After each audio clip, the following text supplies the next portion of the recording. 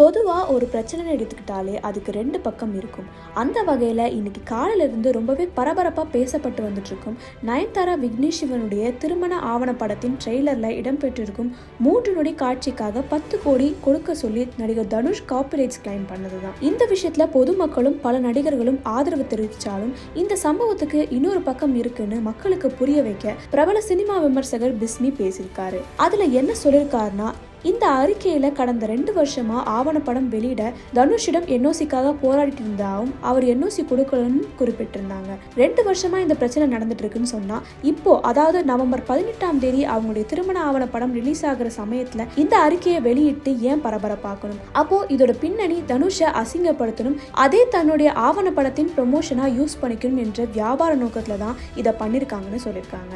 அது மட்டும் இல்லாம நானும் ரவுடிதான் படத்துல நிறைய கசப்பான சம்பவங்கள் நடந்ததாகவும் சொல்லியிருக்காரு. ஒரு தோல்வி இயக்குனரா இந்த விக்னேஷ் சிவனுக்கும் நயன்தாராவுக்கும் ஒரு கம்பேக் படமா அமைஞ்சதுதான் நானும் ரவுடிதான் படம். இந்த படத்தை தனுஷ் அவங்க கிட்ட நம்பி கொடுத்ததாகவும் சொல்லியிருக்காரு.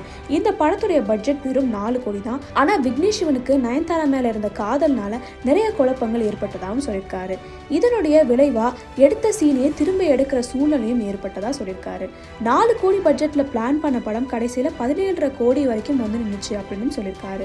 ஒரு வருஷம் லேட்டா ரிலீஸ் பண்ணது எல்லாத்தையும் சேர்த்து பார்த்தா 25 கோடி வரைக்கும் போய் நின்னுச்சுன்னு சொல்லியிருக்காரு. ஆனா நானும் ரவுடிதான் படம் ஒரு வெற்றி படமா அமைஞ்சதுனால தனுஷ் தப்பிச்சாரு அப்படின்னு பிஸ்மி சொல்லியிருக்காரு. அது மட்டும் இல்லாம பொதுவாகவே ஒரு தயாரிப்பாளருக்கு தான் வளர்த்து விட்ட டைரக்டர் நம்மளே இப்படி வந்து திருப்பி அடிக்கும் போது ஒரு கோபம் வந்து ஏற்படும். அந்த கோபத்தை தான் தனுஷ் இந்த மாதிரி பண்ணிட்டாரு அப்படின்னு சொல்லியிருக்காரு. இது எல்லாத்துக்கும் மேல நயன்தாராவுக்கு விக்னேஷ் சிவன் உள்ள காதல்னால தனுஷை இப்படி ஒரு பொதுவெளியில அவதூறா பேசுறது அவங்களுடைய வன்மம் கொழுந்து விட்டு எறிகிறதாகவும் சொல்லியிருக்காரு.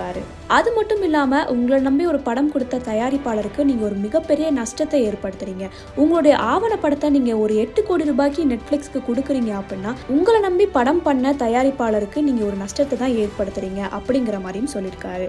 அது மட்டும் இல்லாம பல நடிகைகளும் இந்த சம்பவத்துக்கு ஆதரவு தெரிவிச்சுட்டு வராங்களே, அதை பத்தி நீங்க என்ன சொல்றீங்கன்னு செய்தியாளர் கேட்ட கேள்விக்கு பிஸ்மி பதில் சொல்லியிருக்காரு. என்ன சொல்லியிருக்காரு அப்படின்னா, எல்லா நடிகைகளும் இந்த பிரச்சனைக்காக அவங்க ஸ்டாண்ட் பண்றாங்க, அது வந்து ஒரு பாராட்டக்கூடிய விஷயம் தான். ஆனா எதனால இவங்க வந்து தனுஷ்க்கு அகெயின்ஸ்டா வந்து பேசுறாங்க அப்படிங்கிற விஷயம் நமக்கு தெரியல. ஆனா என்னதான் ஒரு ஹீரோவா இருந்தாலும் அவருக்கு சப்போர்ட் பண்ணி பேசாம ஹீரோவா இருந்தாலும் தப்பு தான் அப்படிங்கிற மாதிரி அவங்க ஸ்டாண்ட் எடுத்து நிக்கிறது ரொம்பவே பாராட்டக்கூடிய விஷயம்னு சொல்லியிருக்காரு.